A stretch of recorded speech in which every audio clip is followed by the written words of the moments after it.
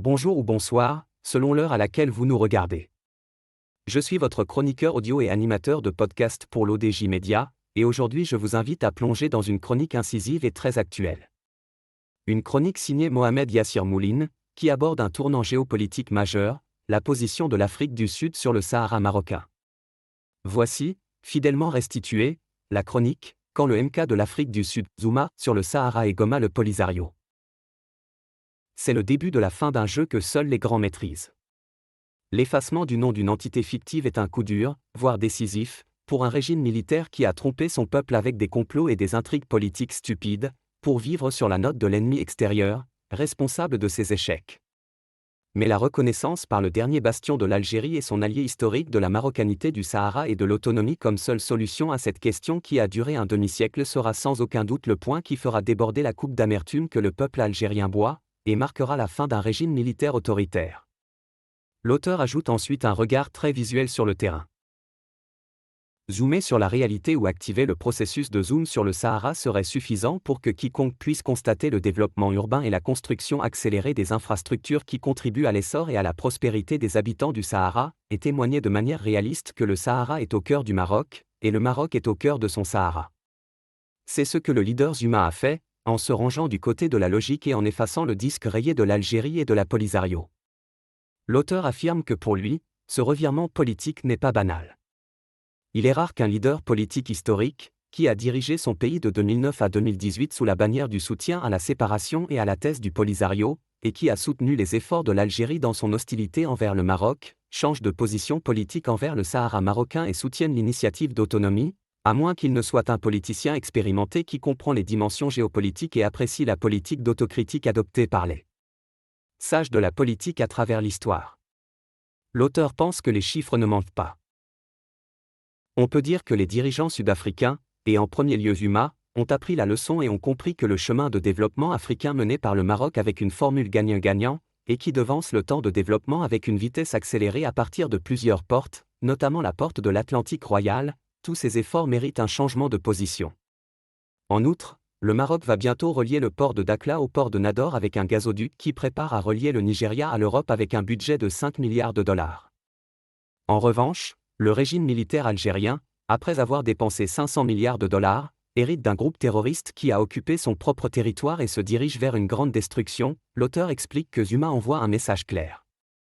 Zuma a brisé l'interdit politique sud-africain et a déclaré, dans le langage d'un politicien réaliste et d'un leader courageux, son soutien public à l'initiative d'autonomie au Sahara marocain, la qualifiant de « formule qui préserve la souveraineté nationale du Maroc et garantit une solution réaliste et équilibrée au conflit régional ». Il indique clairement qu'il cherche à réévaluer la position officielle de l'Afrique du Sud, car l'intérêt de l'Afrique réside dans le soutien aux solutions réalistes plutôt que dans la poursuite de conflits qui entravent l'intégration continentale. L'auteur poursuit sur l'impact de ce changement de cap. Début d'un rapprochement marocain-sud-africain. L'Afrique du Sud, en tant que puissance politique et économique majeure du continent, a longtemps été un soutien de la Polisario, ce qui l'a mise à distance du Maroc pendant des décennies.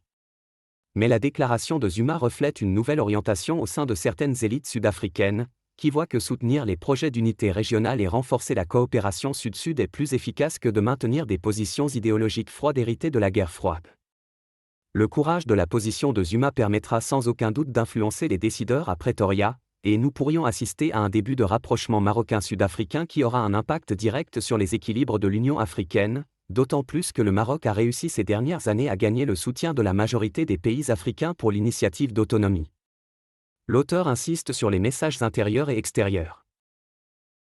Des messages forts à l'intérieur et à l'extérieur. Les déclarations de Zuma portent des messages multiples, notamment à l'intérieur de l'Afrique du Sud, sur le fait que la politique étrangère a besoin d'une correction de trajectoire qui redonne la priorité aux intérêts des citoyens et à la coopération continentale.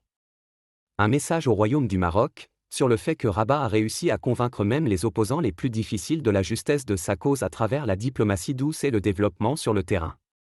Et un message fort à la communauté internationale, sur le fait que l'initiative d'autonomie, décrite par des forces majeures comme les États-Unis, la Grande-Bretagne, l'Espagne et la France comme « sérieuse et crédible », gagne de plus en plus de soutien. L'auteur dépeint la défaite du discours algérien.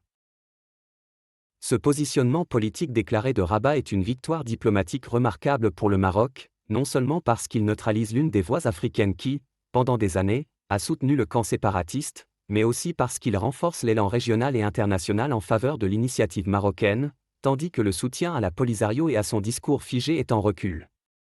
Ce positionnement constitue également un message clair au régime algérien, selon lequel son discours basé sur la réduction de l'Afrique à des alliances idéologiques dépassées, fondées sur l'échec du pétrole, n'est plus en mesure de mobiliser le soutien, même au sein des pays sur lesquels il a parié pendant des décennies. Le changement de position du parti MK représente un coup dur pour l'hégémonie idéologique que le régime militaire algérien a exercé pendant des décennies en Afrique du Sud sur la question du Sahara. Le soutien inconditionnel du Polisario, qui était l'une des constantes de la diplomatie de Pretoria, commence à s'effriter au profit d'un discours nouveau et plus réaliste, qui voit dans l'autonomie marocaine une solution pratique qui garantit la stabilité et le développement dans la région du Sahel et du Sahara. Le Maroc et Mandela. L'importance symbolique de la visite de Zuma réside également dans la réactivation de la mémoire de la solidarité entre Rabat et les mouvements de libération africains. Le Maroc a été l'un des premiers à soutenir le mouvement Umkhonto Wesizwe, lance de la nation, et Nelson Mandela a été accueilli en 1962 à Oujda, où il a suivi sa première formation militaire avant de retourner dans son pays pour poursuivre la lutte contre le régime de l'apartheid. Aujourd'hui, Umkhonto Wesizwe revient sur le devant de la scène, mais dans un contexte politique nouveau, où la mémoire de la libération est mobilisée pour construire des alliances stratégiques basées sur le respect de la souveraineté et de l'unité des peuples africains, face à tous les projets de division et de séparation. Démantèlement du front des adversaires. La visite de Zuma démontre que la diplomatie marocaine, basée sur le réalisme et l'ouverture, est désormais capable de démanteler le front des adversaires historiques et de les transformer en partenaires. Elle confirme également que le Maroc d'aujourd'hui ne se contente pas de réagir, mais écrit réellement une nouvelle carte du soutien africain, basée sur des équations fondées sur les intérêts communs plutôt que sur des slogans idéologiques. La position courageuse du leader Zuma ouvre une nouvelle page dans les relations maroco-sud-africaines et consacre une nouvelle voie basée sur la reconnaissance mutuelle des intérêts stratégiques et l'engagement dans la construction d'un partenariat africain fondé sur l'unité et le réalisme politique. C'est un message très significatif à une époque où le continent nécessite un leadership rationnel qui dépasse les séquelles du passé et se tourne vers les défis réels auxquels sont confrontés les peuples africains, notamment le développement, la sécurité et la souveraineté. Merci de nous avoir suivis jusqu'ici. Je vous ai lu cette chronique dans le respect total et absolu des propos de son auteur, Mohamed Yassir Mouline. Nous vous donnons rendez-vous très prochainement pour une nouvelle lecture engagée, sur l'ODJ Média. À très bientôt.